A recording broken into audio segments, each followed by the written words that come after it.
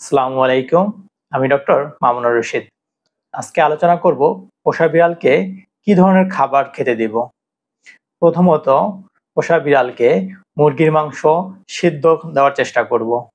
কোনো অবস্থাতেই কাঁচা মুরগি মাংস দেব না।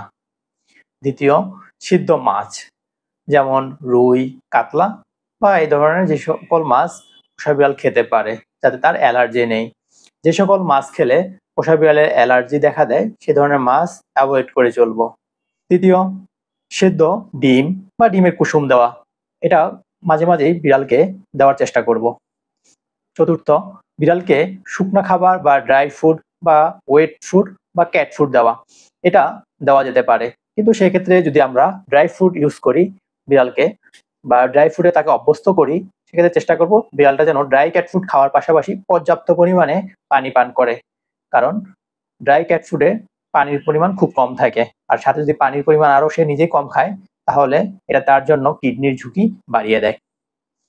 বিড়ালকে প্রতিদিন আমরা কয় বেলা খাবার দিব? একটা বিড়ালকে বা একটা পূর্ণবয়স্ক বিড়ালকে দিনে ২ থেকে ৩ বার খাবার দিব। বিড়ালের খাবার পানি, বিড়ালের খাবার পানির ক্ষেত্রে যেটা সবসময় লক্ষ্য রাখতে হবে, বিড়ালকে যেন বিশুদ্ধ খাবার পানির সরবরাহ করা হয়। কোনো অবস্থাতেই ওয়াশরুমের বা ময়লা পানি বা অপরিষ্কার পানি পান করতে দিব না। সবসময় চেষ্টা করব বিড়ালের পানি পানের বিষয়টা একটু খেয়াল রাখতে। অনেক সময় বিড়াল পানি পান করা কমিয়ে দেয় বা একবারেই করতে চায় না। সেক্ষেত্রে তাকে পর্যাপ্ত পরিমাণে পানি পান করাতে হবে। তা সম্ভব না হলে বিড়ালকে স্যুপ আকারে দিতে হবে খাবার, যাতে করে সে পর্যাপ্ত পানি পান করতে পারে। সপ্তম বিষয় হচ্ছে বিড়ালকে কিছু পরিমাণে সবজি খেতে দেওয়া।